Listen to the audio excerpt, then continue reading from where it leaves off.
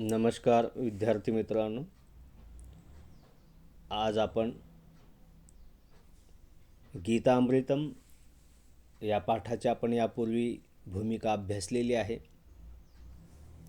तर या आपण आपल्या पाठ्यपुस्तकामध्ये पाहू शकता. या ठिकाणी सुरुवातीला 5 जे श्लोक दिलेले आहेत कर्मयोगातील दिलेले आहेत. अर्थात हे निश्चितच श्रीमद भगवद्गीतेतील 2ऱ्या अध्यायामधील हे श्लोक आहेत. भगवान कृष्ण जेव्हा कुरुक्षेत्रावर अर्जुनाला उपदेश देत होते, जेव्हा तो हताश होऊन थांबलेला होता, त्यावेळेस भगवान कृष्ण त्याला उपदेश देत असताना जे सांख्ययोग आहे 2ऱ्या अध्यायामध्ये त्याने या ठिकाणी कर्म करण्याचा उपदेश केलेला आहे. फळाची अपेक्षा न ठेवता तू कर्म कर असं सांगितलेलं आहे. अर्थात तो नियम आपल्यालाही सर्वांना लागू पडतो. आपण सर्वांनीही कोणत्याही फळाची अपेक्षा न करता आपण कर्मयोग हा आपण आपल्या जीवनामध्ये सदैव साधला पाहिजे. तर पहा श्लोक.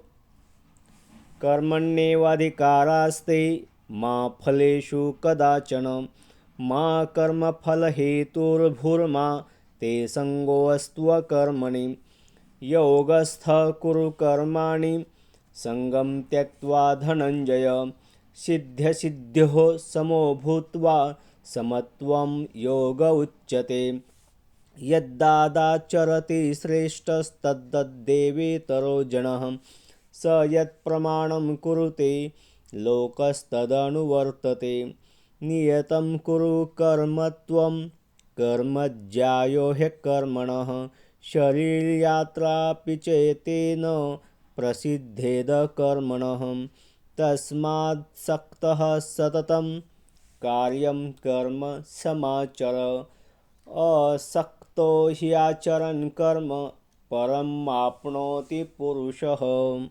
हे 5 सुभाषित कर्मयोगाशी संबंधित आहेत हे श्लोक. तर पहिला आहे कर्मण्येवाधिकारास्ते मा फलेषु कदाचन मा कर्मफल हेतुर्भुर्मा ते संगोऽस्त्वकर्मणि. आपण आपल्या पाठ्यपुस्तकामध्ये पाहू शकता. या पाठाच्या खाली अन्वय दिलेला आहे. याचा आपण अन्वय परीक्षेमध्ये विचारणार नाहीत, परंतु सरळ अर्थ करण्यासाठी समजण्यासाठी अन्वयाच्या माध्यमातून जर व्यवस्थित आपण पाहिलं तर आपल्याला सुभाषिताचा या श्लोकांचा व्यवस्थित अर्थ लक्षात येत असतो. पहा अन्वयामध्ये पहा. भगवान कृष्ण अर्जुनाला या ठिकाणी उपदेश देताना म्हणत आहेत की हे अर्जुन, ते म्हणजे तुझा अधिकारः कर्मणी एव. हे अर्जुन, तुझा अधिकार कर्म करण्यामध्येच आहे, म्हणजे कर्म करण्याचा तुला अधिकार आहे. फलेषु ते अधिकारः कदाचन अपि मा असतो. कर्मफळावर तुझा अधिकार काहीही नाही. त्वं कर्मफल हेतुः मा भू. तुझ्या कर्मफळास तू कारणीभूत आहेस असे कधीही समजू नकोस. आणि अकर्मणी ते संगः मा असतो. आणि तुझे कर्तव्य न करण्यामध्येही तू आसक्त होऊ नकोस. अर्थात हे सांगतायत की हे अर्जुन, नियत कर्म करण्याचा तुला अधिकार आहे, पण कर्मफळावर तुझा काहीही अधिकार नाही. तुझ्या कर्मफळास तू कारणीभूत आहेस असे कधीही समजू नकोस. कर्मफल हेतुः मा भू. कर्मफळाचा हेतू तू कधीही स्वतःला समजू नकोस. आणि अकर्मणी म्हणजे काम करायचे नाही किंवा कर्म करायचे नाही अशा या गोष्टीमध्ये सुद्धा तू संगह मा असतो, तू आसक्त होऊ नकोस. अर्थात कर्म करणे हे व्यक्तीचे कर्तव्य आहे. तू कर्म कर, कर्मण्येवाधिकार असते, कर्म करण्यामध्ये तुझा अधिकार आहे, मा फलेषु कदाचन, किंवा त्याच्या फळ प्राप्तीमध्ये नाही.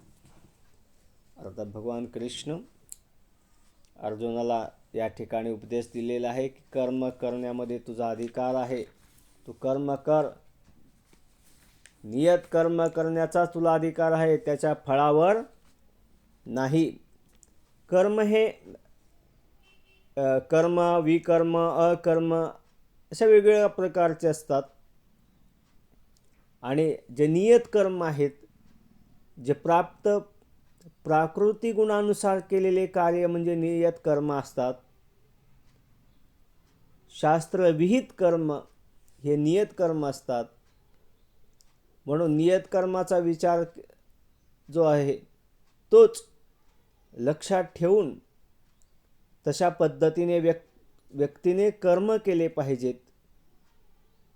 म्हणून जो मनुष्य कर्म करतो त्याप्रमाणे त्या व्यक्तीला फळ प्राप्त होत असतं, परंतु फळावर किंवा फळ मिळावे अशी आसक्ती व्यक्तीने आपल्या जीवनामध्ये करू नये. हाच उपदेश या श्लोकाच्या माध्यमातून भगवान कृष्णांनी अर्जुनाला दिलेला आहे. काय सांगितलेलं आहे की हे अर्जुन ते तव अधिकारः कर्मणि एव. हे अर्जुन, तुझे नियत कर्म करण्याचा तुला अधिकार आहे, पण फलेषु ते अधिकारः कदाचन अपि मास्तु. परंतु त्या कर्मफळावर तुझा कसल्याही प्रकारे अधिकार नाही. तसेच त्वं कर्मफल हेतुः मा भू. तू कर्मफळास कारणीभूत आहेस असेही समजू नकोस. अकर्मणी ते संगः मास्तु. आणि तुझे कर्तव्य न करण्यामध्येही तू आसक्त होऊ नकोस. अर्थात तुला ते कर्म करायचे आहेत. त्याच्यानंतर पहा पुढील दुसरा श्लोक. योगस्थ कुरु कर्माणि संगम त्यक्त्वा धनंजय. सिद्ध्यसिद्ध्यो समो भूत्वा समत्वं योग उच्यते. योगस्थ कुरु कर्माणि, योग में स्थित होकर कर्म कर. संगम त्यक्त्वा धनंजय, उसमें आसक्त होकर कर्म मत कर. हे धनंजय, भगवान कृष्ण, हे धनंजय, योग में स्थित होकर कर्म करते रहे, उसमें आसक्ति मत कर. सिद्ध सिद्धो समो भूत्वा, चाहे सिद्धि हो चाहे असिद्धि हो, उसमें समान स्थित होकर जो व्यक्ति कार्य करता है उसी समता को समत्वम योग उच्यते. उस समत्व को ही योग कहा जाता है. हे धनंजय, अर्थात हे अर्जुना, संगम त्यक्त्वा, आसक्तीचा त्याग करून, सिद्ध सिद्धो समो भूत्वा, यश आणि अपयशाबद्दलच्या संपूर्णाचा त्याग करून, समभूत्वा, समभावाने, योग स्थित होऊन किंवा समभाव स्थित धारण करून, त्वं कर्माणि कुरु, तू कर्म कर. यतः, कारण की समत्वम योग उच्यते, त्या समत्वेलाच योग असे म्हणतात. अर्थात आपल्या जीवनामध्ये कृष्ण अर्जुनाला योगयुक्त कर्म करण्यास सांगतायत.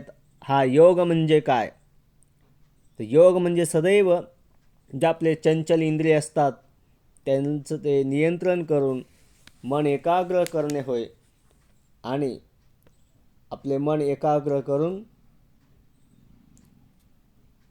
आपण आपल्या जीवनामध्ये सुख असेल, दुःख असेल, सिद्धी असेल, असिद्धी असेल,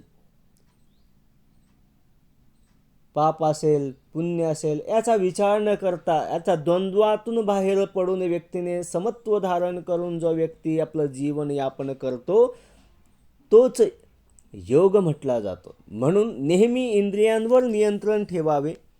त्यासच भगवान कृष्ण समत्व म्हणतात आणि त्या समत्वालाच योग असे म्हणतात.